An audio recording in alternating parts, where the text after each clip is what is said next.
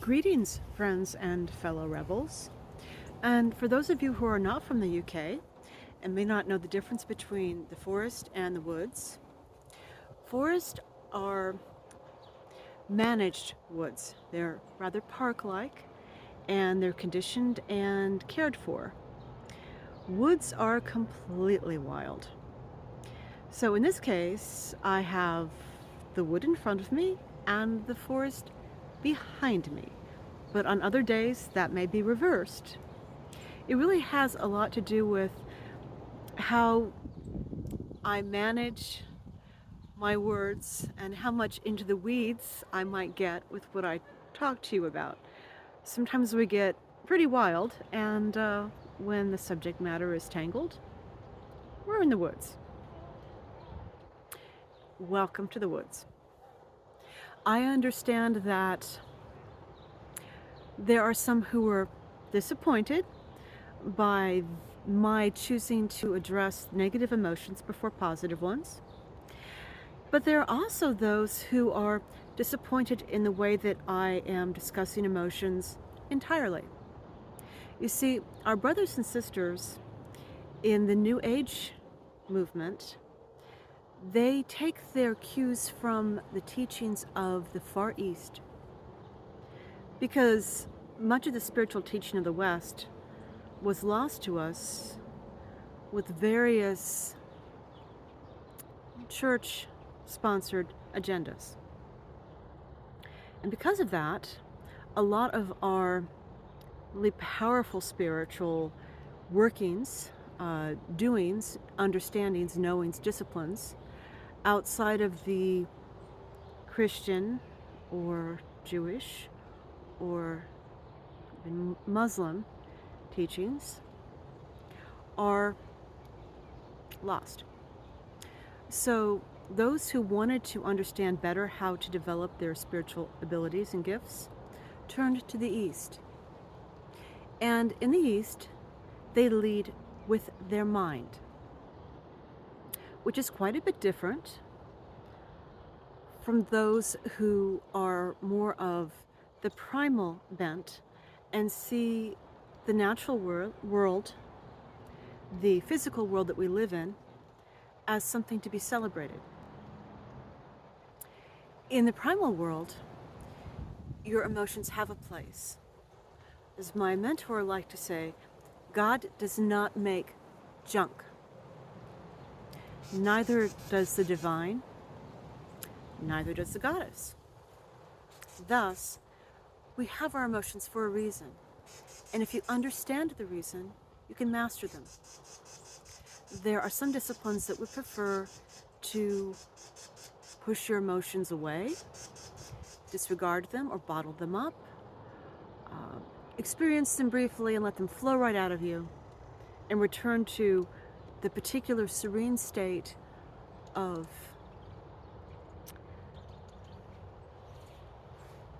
walking in source in a conscious fashion, which they associate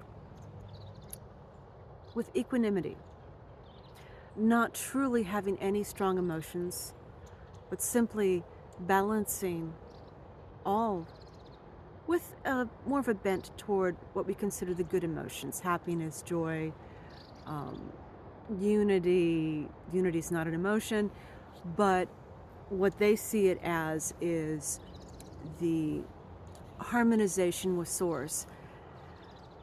Again, not exactly an emotion, but more of a state of a being. I suppose that's up to opinion, your own personal opinion. My understanding of how best to master emotions is to understand their purpose and to use them as such, and to learn how to, let's say, take control of them, but take control of them. Not necessarily with the mind, more with the spirit. Spirit, that difficult to define part of us, which stands in the center of Source and is a combination of our affinity with the natural world, the emotions we feel, the focus that the mind brings to them, and our ability to balance all of those different forces together without necessarily neglecting or, shall we say, disparaging any part of who and what we are, including the physical form. There are quite a number of disciplines that seek to disregard our physical form, sees it as profane or less than, or something that stands in the way of true spiritual mastery. But if you think about it, our physicality was created by our spirit. It's an extension of it. And thus, how can it truly be something that we should torture, that we should disregard, that we should see as less than our spirit? It's infused with our spirit. We should nurture all of what the divine has created through us. Thus, I see our emotions as what powers our spirit. It comes from the flow of life around us.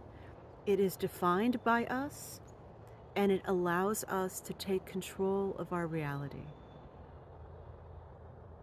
So, I started with fear, then we worked into anger.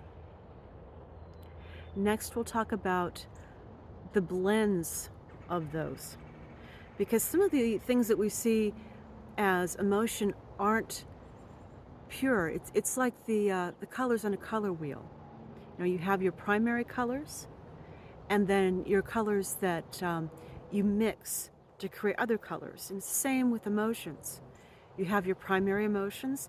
They're very strong, they're very powerful, they're very intense, but you can blend those emotions and create others which are less intense, but no less vital and no less true and no less real.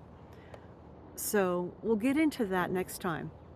I just wanted to clarify my stance on why I choose to understand and work with my emotions as opposed to treating them as something that is to take a back seat to the mental conditioning that we all need to develop, but not to the exclusion of other aspects of life. Emotions are a part of what we are. They are the driving force, the fuel, and we should treat them as such. So, thank you for spending time with me, and welcome to the woods.